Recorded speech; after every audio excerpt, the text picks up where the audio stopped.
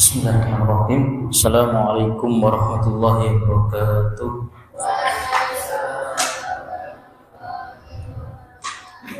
Alhamdulillah, wassalatu wassalamu ala rasulillah wa ala alihi wa ashabihi wa man wala. Asyhadu an la ilaha illallah wahdahu la syarika lah wa asyhadu anna Muhammadan abduhu wa rasuluhu la nabiyya ba'dah. Rabbi shrah li sadri wa yassir li amri wa hlul 'uqdatam min lisani yafqahu qawli, amma ba'du. Alhamdulillah, Bapak Ibu sekalian yang dirahmati Allah Subhanahu wa taala. Sami sehat nih? Alhamdulillah. Kita menginjak ke hadis 266 sekarang. Wa an Abi Hurairah radhiyallahu anhu qala, dari Abu Hurairah yang berkata, qala ba'atha an-nabiy sallallahu alaihi wasallam khailan. Nabi Muhammad sallallahu alaihi wasallam pernah mengirim satu pasukan berkuda. Ini memang nanti ada pasukan berkuda di masa Rasulullah SAW. Faja'at bi rajulin, lalu beliau itu membawa seorang tawanan. Nah, tawanan di sini namanya Sumamah bin Utsal al-Hanafi. Nah, tawanan ini namanya Sumamah bin Utsal al-Hanafi, seorang pemimpin Bani Hanafi.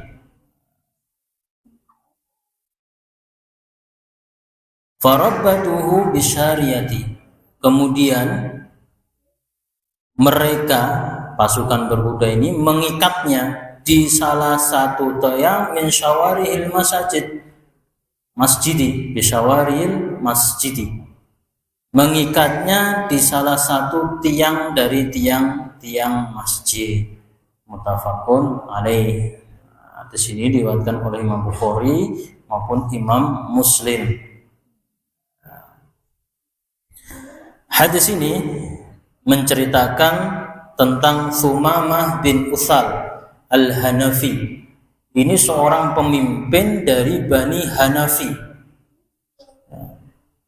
Dia itu ditawan oleh tentara kaum muslimin, tentara berkuda.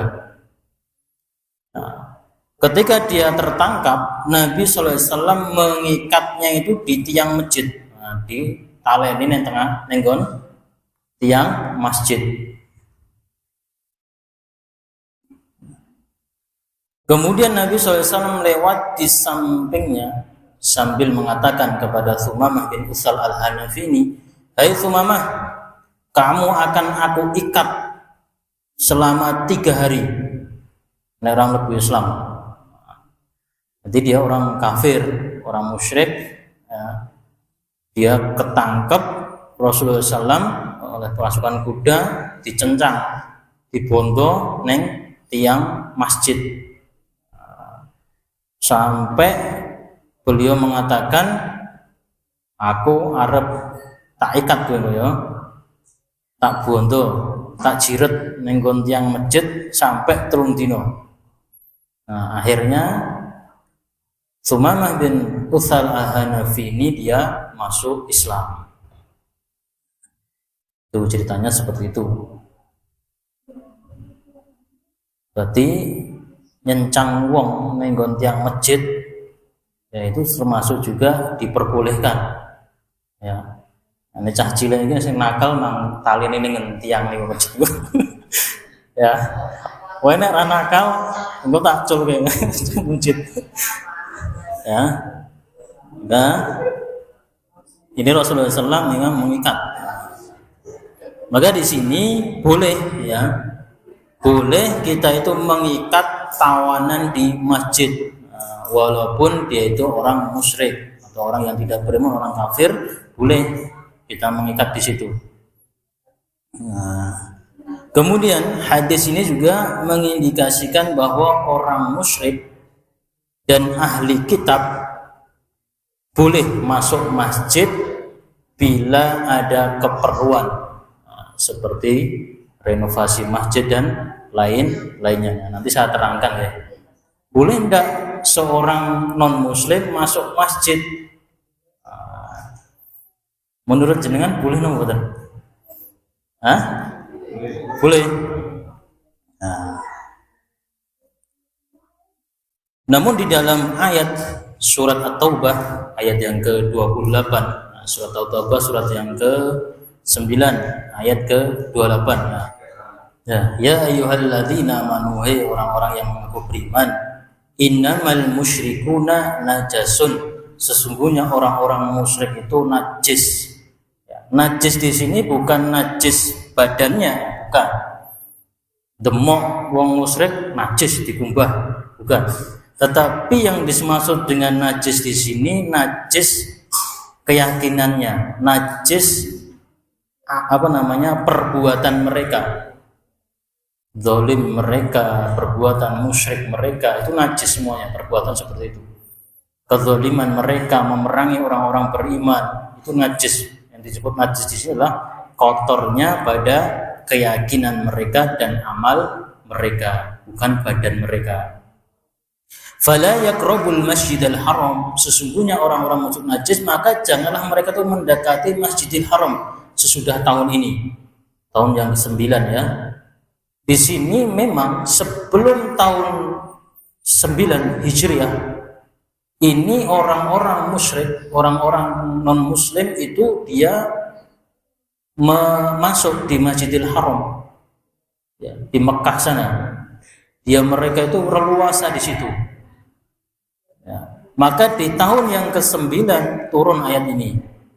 Ya, maka janganlah mereka itu mendekati Masjidil Haram. Jadi di Makkah itu ada tanah haram di sana, tanah suci. Ya, jadi orang-orang ada batasnya, orang-orang non muslim, orang musyrik itu ada batasnya, tidak boleh melangkah di tanah itu. Nah, nanti jenengan haji umrah nanti ada tanah haram itu, batasnya itu ada. Nah, kemudian masuk di sini Masjidil Haram di sini tidak masuk ke tanah haramnya, tapi masuk ke Masjidil Haram. Itu tidak boleh, orang-orang musyrik, orang-orang non muslim tidak boleh. Karena maka di sini, dan jika kamu khawatir menjadi miskin, artinya memang banyak orang pedagang itu dari orang-orang non muslim masuk ke Mekah untuk berjual beli. Maka di sini jangan kamu khawatir menjadi miskin, maka Allah akan memberimu kekayaan kepadamu dan karunia-Nya. Maka kalau lihat di sini ya, kalau lihat di sini ya, para ulama itu terbagi menjadi 3. Kalau masuk ke dalam Masjidil Haram, masjidnya itu tidak boleh. Ulama sepakat, orang non muslim, orang kafir, dia masuk ke Masjidil Haram itu haram, tidak boleh masuk. Namun para ulama berbeda pendapat soal orang non muslim masuk ke masjid selain Masjidil Haram. Yang pertama dalam mazhab Imam Hanafi, beliau ini berpendapat orang yang masuk ke dalam masjid, kata beliau, termasuk Masjidil Haram maupun Masjid Nabawi di Madinah, kafir dhimmi. Kafir dhimmi itu kafir yang ada perjanjian kaum muslimin. Kalau dalam mazhab Hanafi boleh, dengan syarat izin oleh pemimpin di sekitar tersebut. Biasanya itu tamu negara. Nah, itu baru boleh. Kalau tidak boleh, tanpa izin tidak boleh masuk. Ini Imam Abu Hanifah dalam mazhab beliau. Kalau tidak ada izin, ya tidak boleh dia. Karena ada hadis, innahu laisal ardil majal ma anjasin nasi syai'in ma anjasun nasi ala anfusiha. Tidak ada di atas bumi ini bekas najis manusia. Sesungguhnya najis manusia itu adanya di dalam diri mereka sendiri. Yang najis itu kesyirikannya, yang najis itu keyakinannya. Mengapa toh orang musyrik itu sembelihannya haram dimakan? Karena di situ dia membawa bukan badannya, keyakinannya tadi. Itu yang pertama. Dalam mazhab Imam Malik ini justru beliau ini berpendapat berlawanan dari mazhab Hanafi.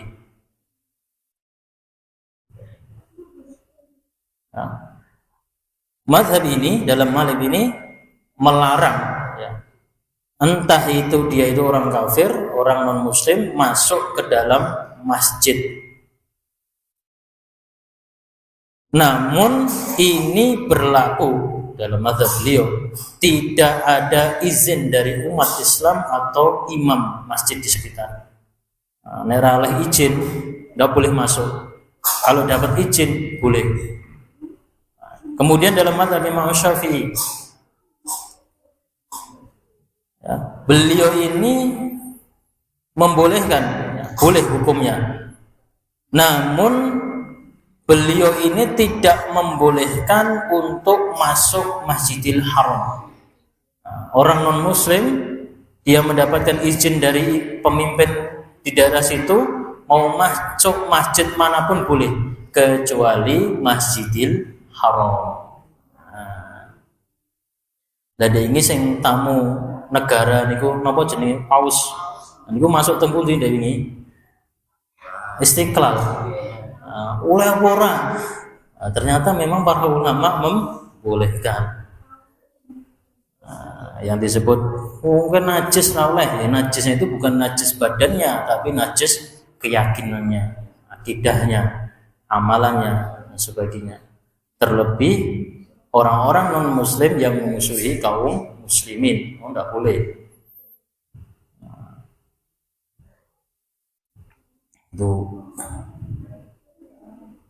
Maka di sini para ulama, kalau kita mengambil kesimpulan di sini, selagi itu bukan Masjidil Haram, maka non muslim boleh masuk ke masjid dengan catatan mendapatkan izin dari pemimpin sekitar.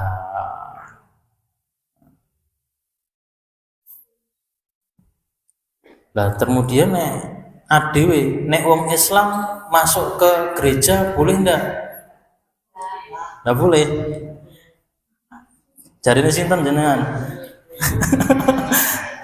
Boleh ndak? Ada tiga pendapat para ulama, ya.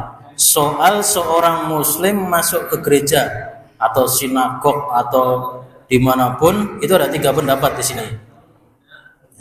Yang pertama makruh. Jadi orang muslim masuk ke gereja hukumnya makruh. Ini dalam mazhab Imam Hanafi. Dalam Asy-Syiasah Ibnul Abidin, juz 1 380. Yang kedua, boleh secara mutlak, oleh. Namun makruh jika melakukan sholat di dalamnya. Ini ulama Malikiyah, Syafi'iyah, Hanabilah. Yang ketiga, haram jika ada patungnya dan harus dengan izin pemimpin. Tidak boleh kalau ada patungnya. Nanti perbedaan pendapat lagi, boleh tidak sholat di gereja? Aneh-aneh baik. Masjid kurang lebih, ya. Kan ada juga masjid itu bekas gereja, itu juga ada di luar negeri, itu banyak gereja orang naik jamaah dituku tidak masjid dan sebagainya.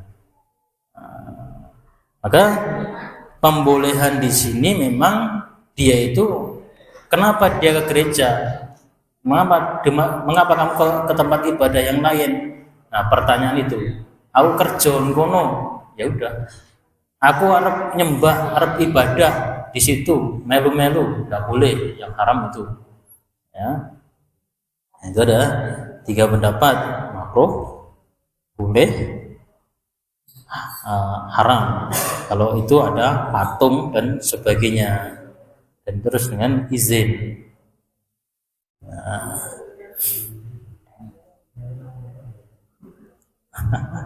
Tok ngono ya, ngono para ulama seperti itu mereka ya. Wallahu alam, ilmu mereka memang lebih tinggi.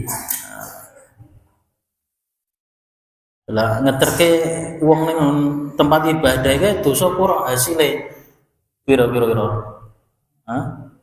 Misalnya becak ngeterke jamaah Arab ning nggon ibadah e. Wah, kuwi oleh ngene-ngene. Boleh ndak itu? Boleh. Tapi becake yo di andeke ning ngarepe aja kowe melu mlebu ngenteni ibadah ndak boleh. Ada batasnya, itu kerja.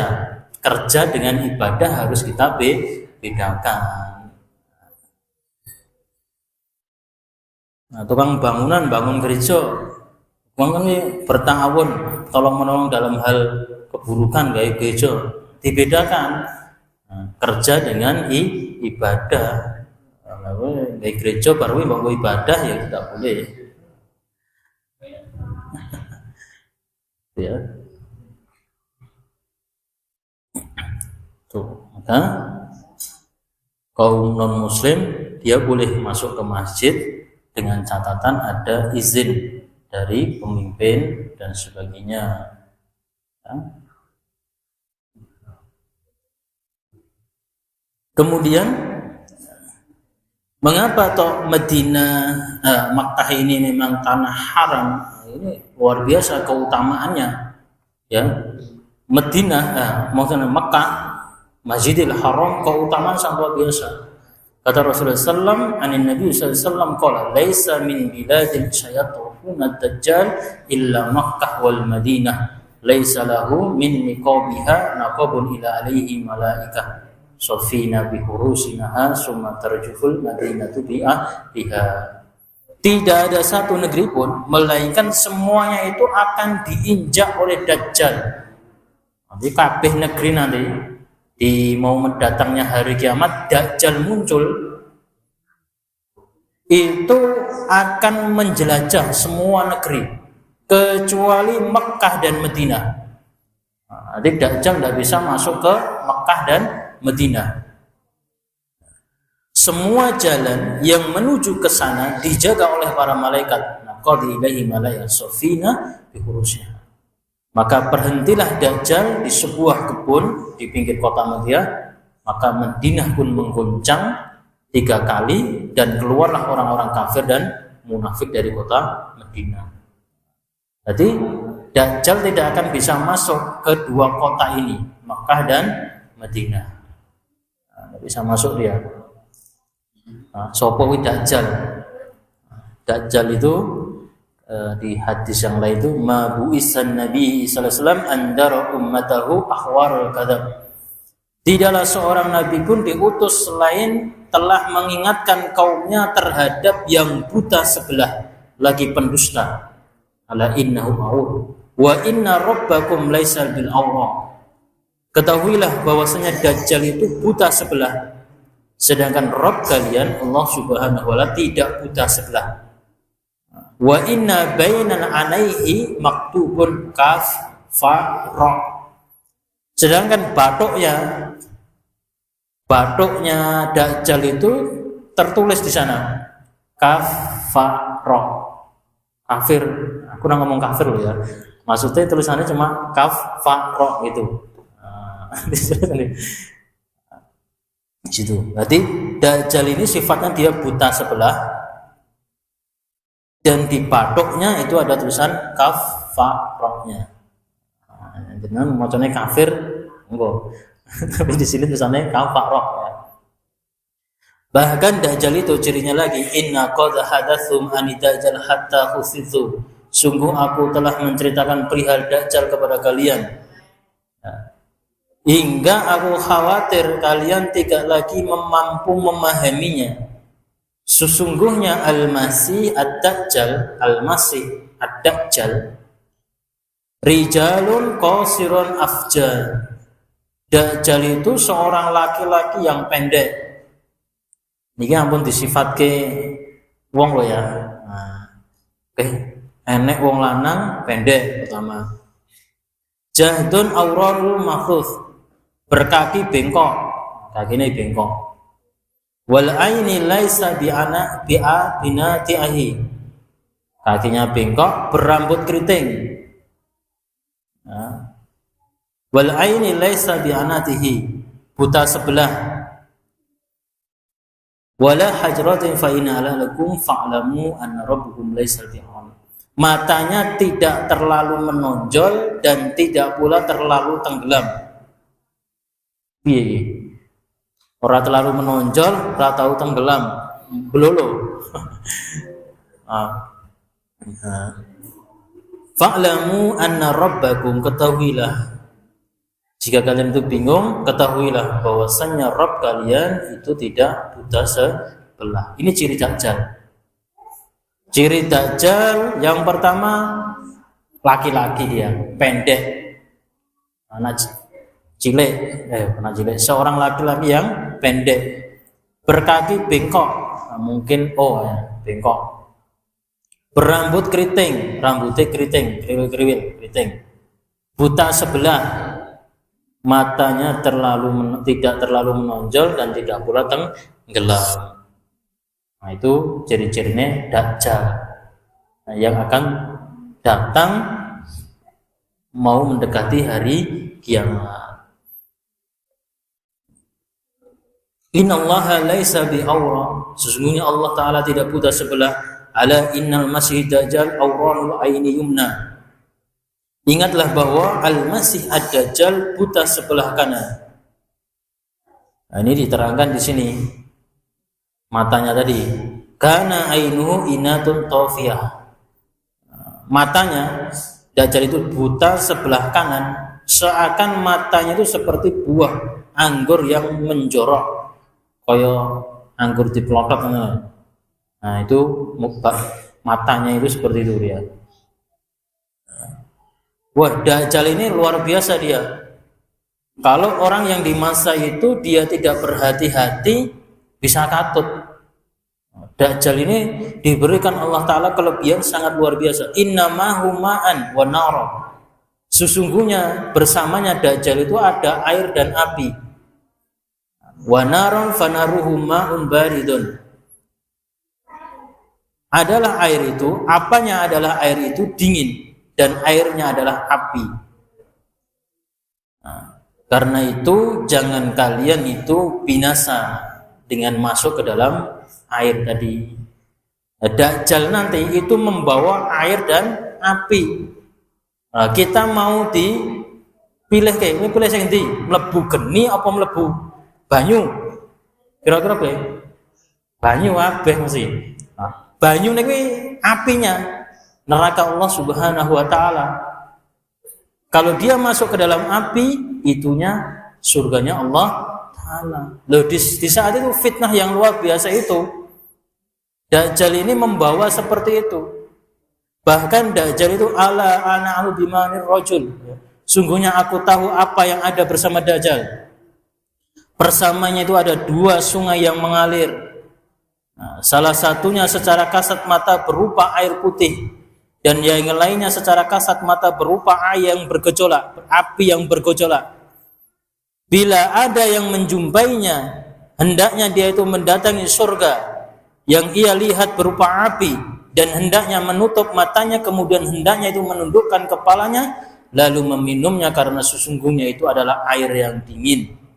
Nah, Dajjal itu membawa air dan api, sedangkan apinya yang dibawa Dajjal ini adalah surga Allah Subhanahu wa Ta'ala. Nah, kita di zaman itu, yang di zaman fitnah yang luar biasa itu, kita akan diberi pilihan mlebu genine apa mlebu api ini. Nah,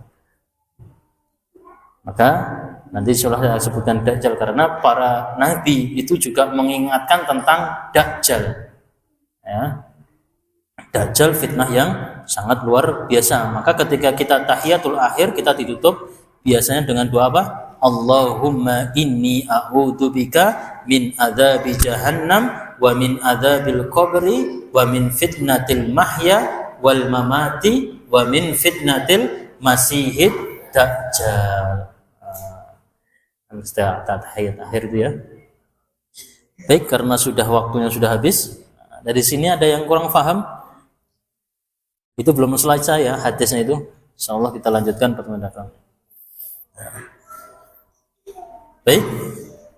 Itu aja guys. Insyaallah kita lanjutkan pertemuan datang. Qul qouli hadza astaghfirullah li wa lakum. Assalamualaikum warahmatullahi wabarakatuh.